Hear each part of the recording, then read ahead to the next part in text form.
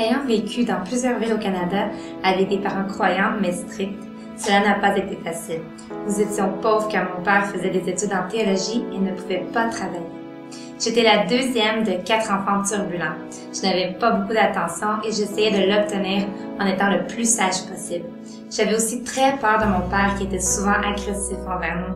Ma mère était douce, mais elle était très exigeante.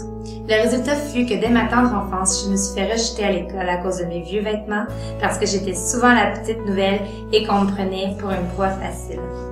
En fait, j'avais une mauvaise estime de moi. Dès l'âge de 10 ans, j'ai commencé à chercher l'amour partout où il se présentait, mais le vide en moi continuait de grandir.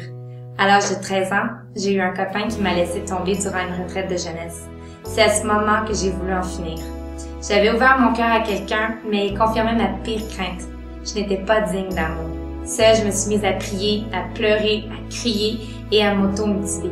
Qui allait m'aimer? Dans mon cœur, j'entendais une voix me dire « Moi, je t'aime ». Avec ces paroles réconfortantes, je suis retournée à la maison et près de mon lit un soir, j'ai fait un pacte avec Dieu. Dieu, je crois que tu existes. Je veux faire un pacte avec toi. Je te promets de ne pas fréquenter personne pour les 2 prochaines années si tu me donnes mon mari en retour. Et depuis ce jour, ma vie a complètement changé.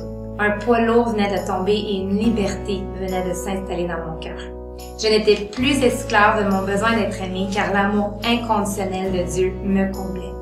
Dans cette histoire, Dieu a guéri le cœur brisé de mes parents et ils sont devenus des gens extraordinaires, transformés aussi par lui. Cela m'a permis de faire la paix avec mon passé et d'apprendre à pardonner. Il ne va pas sans dire que Dieu a aussi tenu son bout du pacte et que j'avais fait avec lui. J'ai rencontré un gars merveilleux qui est devenu mon meilleur ami, mon copain et ensuite mon mari. Je vous encourage à chercher Dieu. Quand on s'approche de lui et qu'on lui fait confiance, il répond à nos prières de façon concrète et il nous remplit d'une paix incroyable.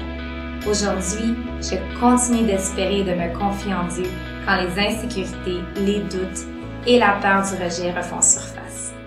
Accrochez-vous à lui.